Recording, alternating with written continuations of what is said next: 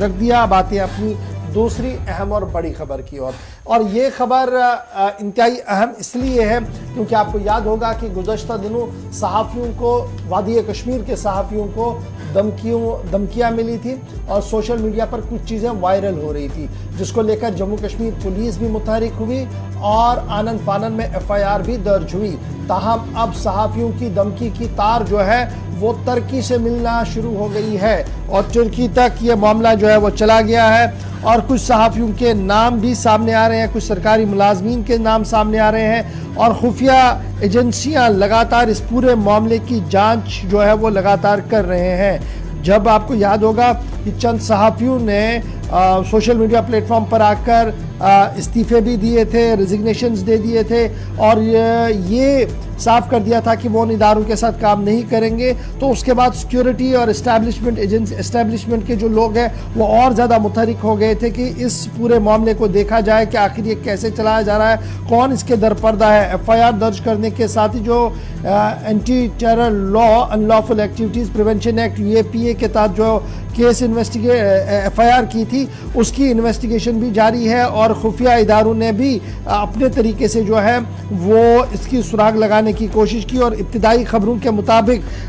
इस पूरे मामले के पीछे जहां TRF है जिसका मास्टरमाइंड जो है वो LET है, ऑफशूट TRF के तौर पर काम कर रही है, तो यहाँ पर सेंट्रल एजेंसीज का मानना है कि इस पूरे थ्रेट के पीछे कश्मीरी सहाफ़ी एक है जिनका ताल्लुक वादी कश्मीर से है और इस वक्त तुर्की के अंदर वो रिहाइश पजीर है और उन्होंने खुद यहाँ पर कुछ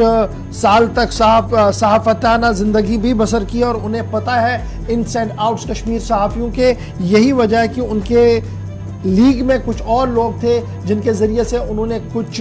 डिटेल्स निकालने के बाद इन सहाफ़ियों के नामों पर हिट लिस्ट तैयार करवाई है, ये खुफिया इदारों का मानना है। और ये श्रीनगर बेस्ड जो सहाफ़ी हैं ये अंकारा तुर्की के अंदर है और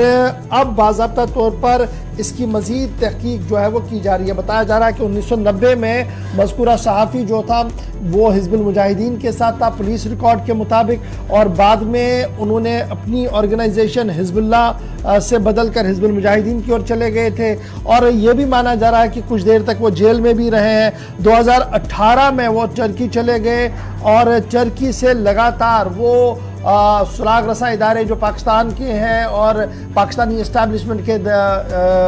राब्ते में रहे हैं, पाकिस्तान कई बार सफ़र किया है और इस धमकियों के पूरे मामले के पीछे उनका नाम जो है वो बताया जा रहा है। ये पुलिस ज़राया के हवाले से खबर है, CID और इंटेलिजेंस रिपोर्ट्स इस तरीके की खबरें जो है वो दे रहे हैं। ताहम अभी हतमी क्रैकडाउन जो है वो इसमें चंद दिनों के अंदर होगा जिसमें चंद सहाफ़ियों की गिरफ्तारी भी हो सकती है और सरकारी मुलाजिम भी राडार के अंदर है क्योंकि उन सहाफ़ियों और सरकारी मुलाजमीन के जो टेली कम्युनिकेशन चैनल्स हैं यानी फ़ोन पर जो बातें हुई हैं, इंटरनेट का ज़रिया